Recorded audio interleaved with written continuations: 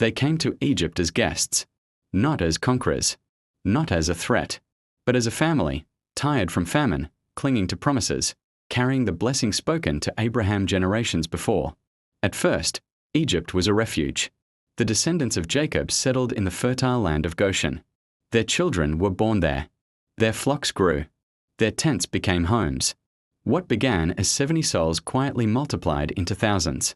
And with every generation, the promise of God continued to unfold, unseen, unstoppable. But time has a way of changing memory.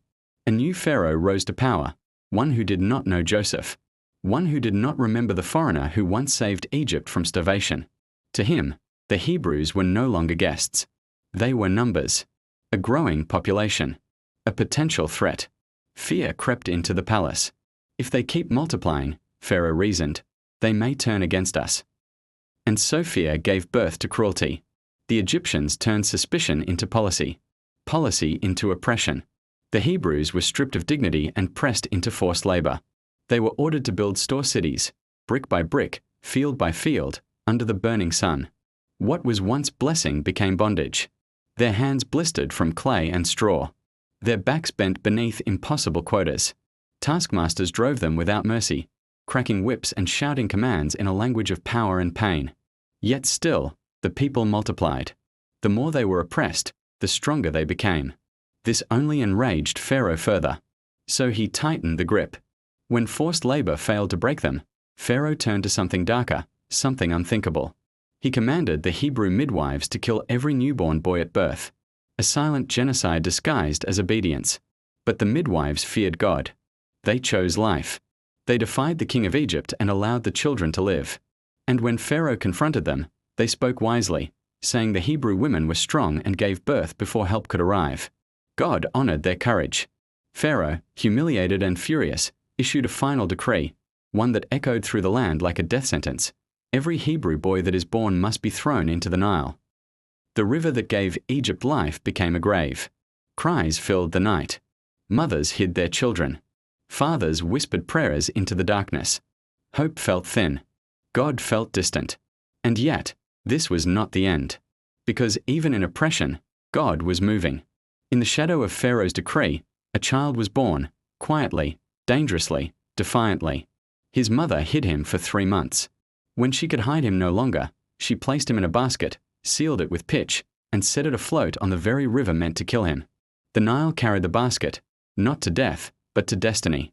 Pharaoh's own daughter found the child. She named him Moses, meaning drawn out, because he was drawn out of the water. Raised in the palace that enslaved his people, Moses lived between two worlds, Hebrew by birth, Egyptian by upbringing. Unaware to Pharaoh, the instrument of deliverance was growing up under his own roof. But for the people, the days were long and the nights were heavy. Generations passed in chains. Children were born into slavery, knowing nothing else.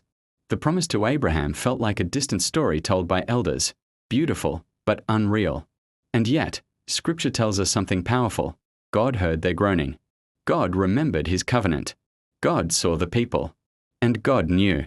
The cries of the enslaved reached heaven. Not one tear was wasted. Not one prayer unheard. Exodus does not begin with plagues or miracles. It begins with suffering, because redemption always answers oppression. Before God breaks chains, he hears cries. Before he displays power, he reveals compassion. Israel was becoming more than a family. They were becoming a people, forged not in comfort, but in affliction, bound not by blood alone, but by shared suffering. Slavery shaped them, but it would not define them. Because the same God who allowed Egypt to become their furnace was preparing to make it the place of their deliverance. The story is not finished. This is only the beginning. From the mud pits of Egypt will rise a nation. From the house of bondage will come a people called by God. And from the cry of the enslaved will come the greatest rescue story ever told. And so, the story does not end in chains. Exodus begins in silence. But it will not remain there. For every cry that rose from the fields of Egypt was heard by a God who does not forget his promises. Every tear, every groan, every whispered prayer was gathered by the one who sees the oppressed. In the shadow of suffering, deliverance was already being prepared. A child would soon be born, hidden from death, drawn from the waters meant to destroy him, and through him, history would change. If you wish to continue this journey, from slavery to freedom, from silence to salvation, then stay with us.